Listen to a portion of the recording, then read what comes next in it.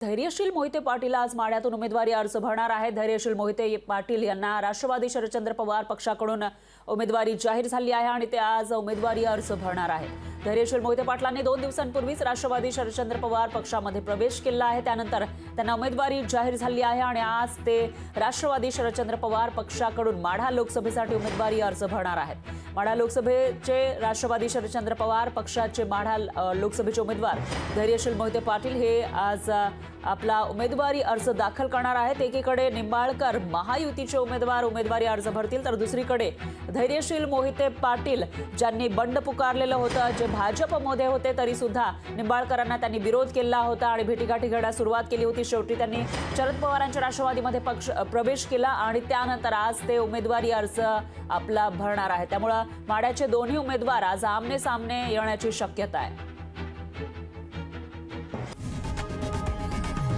लोकशाही मराठी ऐका, पहा, जागरूक रहा।